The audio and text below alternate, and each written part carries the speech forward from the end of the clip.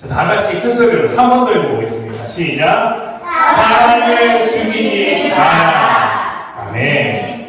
자, 우리나라에도 수많은 살인사건들이 일어나겠지만 전 세계적으로도 살인사건들이 굉장히 많이 일어나죠. 그래서 목사님이 조사를 해봤어요. 2022년, 그러니까 지금부터 22년 전에 전 세계적으로 가장 많은 살인사건이 가장 많이 일어난 나라는 어디입니까?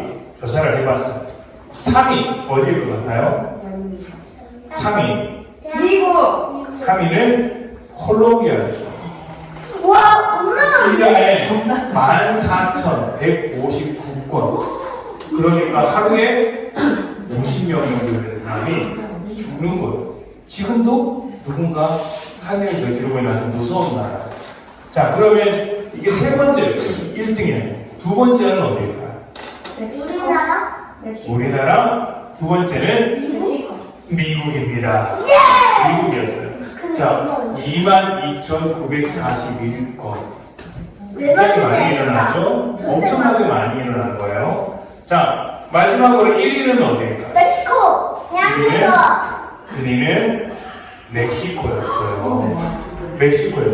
멕시코는 36,700명. 그러니까 1년이 며칠이에요? 365일. 하루에 몇 명이 죽는다는 이야기예요? 100명 이상이 죽는다는 이야기예요. 살인사건이 정말 많이 일어나는 나라죠. 그래서 사실 이런 나라들을 여행 갈 때는 굉장히 조심해야 한다라고 이야기를 하기도 해요. 자, 그러면 우리나라는 1년에 얼마나 많은 사람들이 죽게 됐어요? 살인사건이 얼마나 많이 일어났어요? 우리나라 같은 경우에. 4등? 자, 우리나라는 이렇다고 합니다. 자, 2021년 사건이 270건, 그리고 2022년 같은 경우에는 585건이라고 해요. 조사하는 것마다 조금 다르기는 한데, 그래도 우리나라는 다른 나라에 비해서 살인사건이 굉장히 적게 일어나는 나라다라고 이야기를 합니다. 그만큼 안전하다고 하지만, 그래도 2022년 되니까 하루에 한 명 이상은 죽었다, 살인사건이 일어났다라고 이야기를 해요.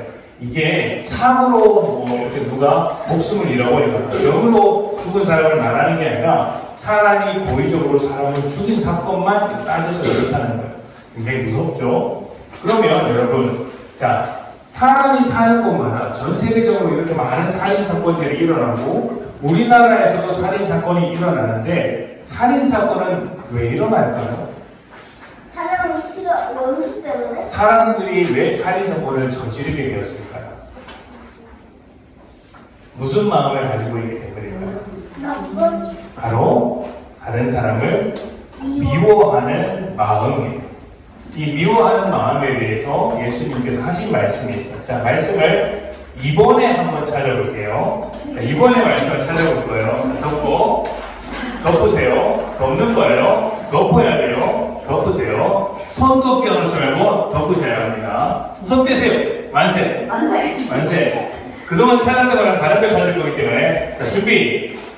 자, 목사님이 몇 장 하면은 바로 찾는 거야. 자, 마태복음 5장 21절부터 22절.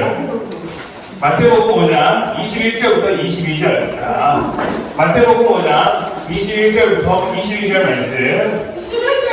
자, 찾은 사람 손 들어주세요. 자, 제이가 제일 빨리 찾았어요. 자, 일어나서 큰 소리로 읽어보겠습니다.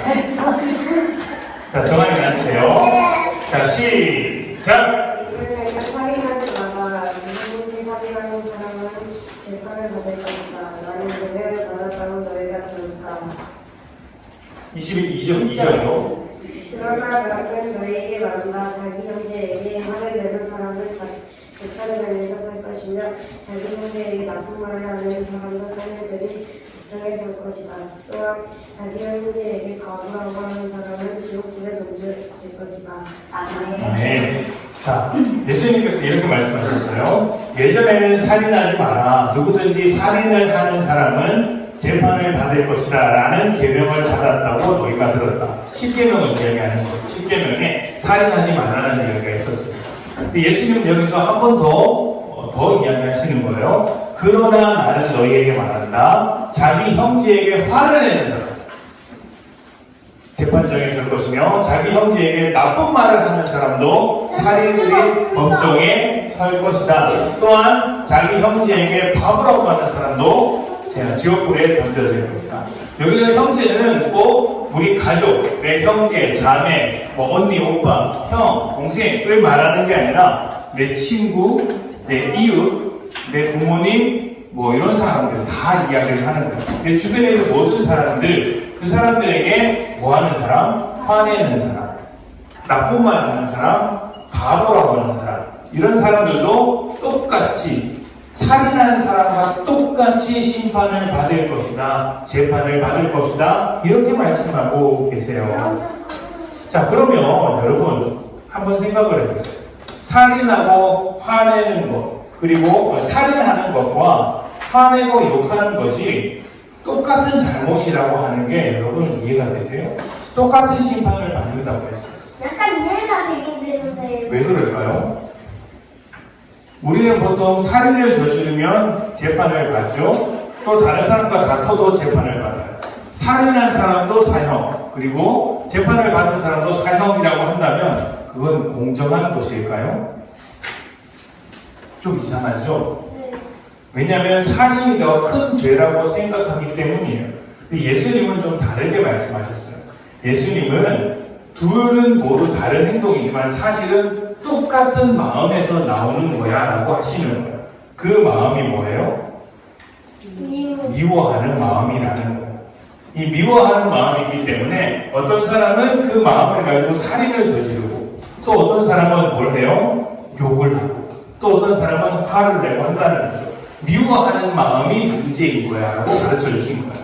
자, 그러면 말씀을 한번 봅시다. 미워하는 자가 무엇이, 미워하는 마음이 어떤 마음이길래 이렇게까지 말씀하실까? 요한일서 3장 15절입니다. 이건 같이 읽어볼게요. 요한일서 3장 15절 말씀. 자, 시작. 자기 형제를 미워하는 사람은 누구나 살인자입니다. 여러분도 아시다시피 살인자에게는 영원한 생명이 있을 수 없습니다. 미워하는 자는 뭐 하는 사람이라고요? 살인자죠. 나는 살인 안 했는데. 이게 무슨 말일까요? 미워하는 마음이나 살인하는 마음이나 똑같은 마음이다. 누군가를 싫어하는 마음과 살인자의 마음과 똑같은 마음이라는 거예요. 자, 산에서 물이 줄기가 졸졸졸졸 흐릅니다. 자, 이 물이 흘러서 어디 갈까요? 자, 이 물이 흘러서 어디로 갈까요? 강으로 갈 수도 있고 바다로 갈 수도 있죠. 강으로 갔다고 해서 바다로 갔다고 해서 서로 다른 물인가요? 똑같죠? 똑같은 물이에요. 똑같은 시작점이 있어도 똑같은 물이기 때문에 그것이 강물로 흘러가든 바다로 흘러가든 똑같은 물이라고 이야기하는 것처럼 살인을 하는 것, 그리고 다른 사람에게 그냥 욕을 하는 것, 화를 낸 것이 다른 행동이긴 하지만 그 시작은 처음 물이 졸졸졸 흘렀던 거랑 똑같다는 거예요. 누군가는 살인을 했겠죠? 누군가는 욕을 했어요. 그러나 이것은 모두 무엇 때문에? 미워하는 마음 때문에 생긴 것이기 때문에 사실은 그 행동들이 다 똑같은 거야 라고 말씀하시는 거예요. 그래서 욕을 한 사람들은 그래도 나는 살인을 안 했으니까 나는 괜찮은 사람이야 라고 말할 수도 있어요. 나는 그래도 다른 사람을 때리진 않았어. 그래도 나는 괜찮은 사람이야 라고 말할 수 있어요. 근데 예수님 뭐라고요? 또 똑같은 미워하는 마음을 가진 거야 라고 말씀하시는 거예요. 자, 그렇다면 다른 사람이 미워하는 마음이 우리는 불쑥불쑥 생길 때가 있잖아요. 미워하는 마음이 생겨서 정말 싫어질 때도 있는데 그러면 이 마음을 어떻게 없앨 수 있을까요? 우리 마음속에 막 생겨나는 그 미워하는 마음을 어떻게 없앨 수 있을까요? 이렇게 없앨 수 있어요. 자, 예수님의 마음을 갖는 거예요. 자, 예수님의 마음이 어떤 마음인지 이 말씀을 함께 보도록 하겠습니다. 목사님 읽어볼게요. 해골이라고 불리는 장소에 와서 사람들이 예수님과 다른 죄수들을 십자가에 못 박았습니다. 한 사람은 예수님 오른편에 또 하나는 왼쪽에 매달렸습니다. 예수님께서 말씀하셨습니다. 아버지, 저 사람들을 무엇하여 주소서? 용서하여 주소서. 저들은 자기들이 하고 있는 일을 알지 못합니다. 사람들이 제비를 뽑아 누가 예수님의 옷을 차지할지 결정하였습니다. 아멘. 자, 십자가에 달리신 예수님께서 이렇게 사람들에게 죽임을 당하고 계세요. 사람들이 예수님에게 못을 받고 있어요. 예수님께서 죄가 있었을까요? 없었어요. 예수님은 죄가 없었어요. 근데 사람들이 자기들의 이 행동이 옳은지 아닌지도 생각하지 못하고 그냥 예수님을 죽이고 있는 거예요. 자기를 죽이는 사람들을 향해서 예수님께서 뭐라고 하셨어요? 저 사람들을 용서해 주세요. 근데 왜 용서해 달라고 하셨을까요? 자기들이 무슨 일을 하는지 모른다라고 하셨어요.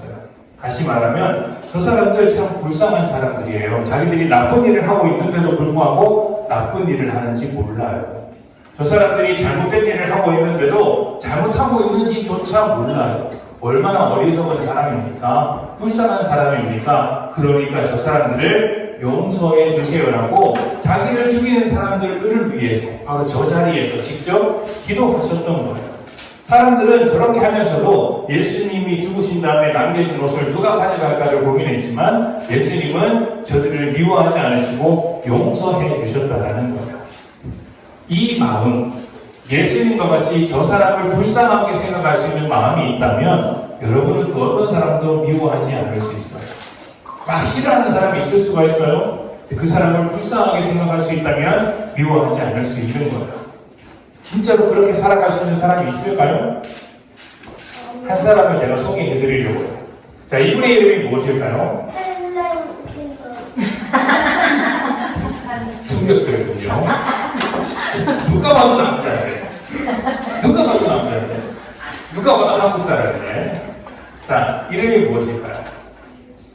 자, 손양원 목사님이라는 분이세요. 손양원 목사님. 자, 이 목사님이 여수 순천에서 일어난 아주 끔찍한 사건으로 인해서 2명의 아들이 목숨을 잃어요. 예, 아주 어리죠? 중학생, 고등학생 정도 되는 아주 어린 친구들인데 이 친구들이 살인자에 의해서 목숨을 잃어버려요. 이 두 아들은 죽기 전까지 예수님을 전도하다가 죽었다고 이야기가 해요. 근데 누가 죽였는지 아세요? 누가 죽였냐면 안재선이라는 사람이 이 두 아들을 죽였다라고 이야기를 합니다. 안재선이라는 사람이 누구냐면 바로 이 사람이에요. 이 남자가 있죠. 이분이 그 두 아들을 죽였던 거예요. 그래서 안재선 씨가 이제 잡혔다는 소식이 들렸어요. 손양원 목사님이 정신없이 살다가 슬픈 마음을 가지고 살다가 두 아들이 죽었다라는 이야기를 듣고 아들이 죽었으니까 얼마나 속상하겠어요. 그래서 하루하루를 울면서 정신없이 살고 있었는데 어느 날 갑자기 이분이 잡혔다는 소식을 들은 거예요. 이제 안재선 씨가 남은 건 어떤 일일까요? 재판을 받고 사형당하는 일만 남았어요. 이건 정해진 거였어요. 그런데 손양원 목사님이 갑자기 막 재판장에게 탄원서를 쓰기 시작하는 거예요. 저 사람을 죽이지 말아주십시오. 저 사람을 살려주세요. 자기 아들을 죽였는데 저 사람을 용서해달라고 이야기하는 거예요. 그리고 나서 나중에 자기 아들을 죽인 저 안재선 씨를 데리고 와서 자기의 양아들로 입양을 했어요. 너 내 아들을 죽였지만 너는 다시 내 아들이 되어라 라고 받아주었던 거예요. 충격적이죠? 대단하죠? 손양원 목사님께서 어떻게 이런 일을 할 수 있었을까요? 손양원 목사님이 이렇게 말씀하셨다고 해요. 내 두 아들들은 천국에 갔지만 이 안재선이라는 사람은 죽으면 지옥에 갈 텐데 저 영혼이 불쌍해서 어떻게 하나. 내 아들은 그래도 예수님을 믿고 천국에 가는데 이 사람은 죽으면 지옥에 간다. 저 영혼 불쌍해서 어떻게 하나. 내가 용서하고 받아주고 예수를 전해야 되겠다라는 마음을 가지고 아들로 입양을 했던 거예요. 그래서 실제로 안재선 씨는 끝까지 손양원 목사님 아들로 살았어요. 지금 이게 무슨 장면일까요? 아들의 동상. 네, 장례식이죠. 누구의 장례식일까요? 두 아들. 손양원 목사님 장례식. 손양원 목사님의 장례식이고 거기 있는 게 손양원 목사님의 이제 시신이에요. 그 앞에서 안재선 씨가 자리를 지키면서 뭘 하고 있어요? 자기 가족들과 함께 마지막 이제 장례를 치르고 있는 거예요. 이 아들 중에 둘째 아들인데 둘째 아들이 나중에 이 안재선 씨는 나중에 이제 자기 아버지를 본받아서 신학을 했고 목회자의 길을 하다가 중간에 이제 목회자의 길을 내려놓았고 그 아들에게도 네가 교회를 나가고 신학을 했으면 좋겠다라고 해서 지금 목회를 하고 계세요. 그러니까 안재선 씨의 아들 손양원 목사님의 손자죠. 이분이 그 사랑을 깊이 경험하고 우리 아버지는 이런 사람이었다, 우리 할아버지는 이런 사람이었다라고 많이 소개하고 있어요.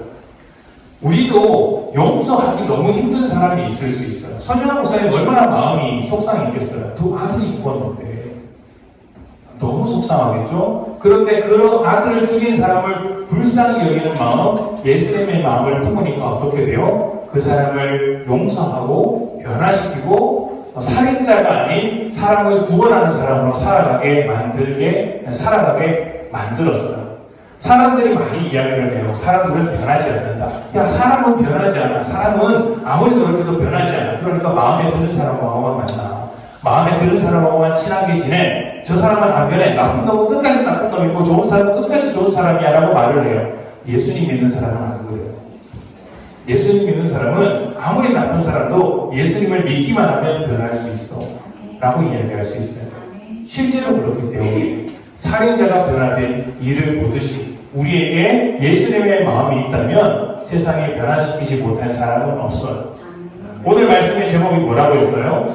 사람을 죽이지 마라. 나 사람을 안 죽였는데, 야, 그러면 나는 말씀 잘 지키는 사람이네? 그럴 수도 있겠지만, 사람을 죽이지 말라는 것은 이런 말씀이기도 하죠. 자, 큰 소리로 시작. 미워하지 마라. 미워하지 말라. 그리고 이 미워하지 말라는 말은 또 이런 말씀이 있어요. 자, 예수님의 마음 어떻게 하라고요? 불쌍하게 여겨라. 내가 더 불쌍한데요? 아니에요. 여러분이 더 불쌍하잖아요. 여러분은 예수님을 믿기 때문에 이미 복받은 사람입니다. 아직 예수님을 믿지 못하고 예수님의 그 사랑과 은혜를 알지 못하는 사람들이 정말 불쌍한 사람들입니다. 그 사람들에게 하나님의 마음으로 불쌍히 여길 수 있는 마음을 가지고 다가가서 혹시 여러분들을 어렵게 하는 친구들이 있더라도 그 친구들을 용서해 줄 수 있는, 그래서 그 친구들이 새롭게 변화될 수 있도록 여러분이 더 사랑하는 마음을 가질 수 있기를 축복합니다. 아멘. 우리 기도합시다.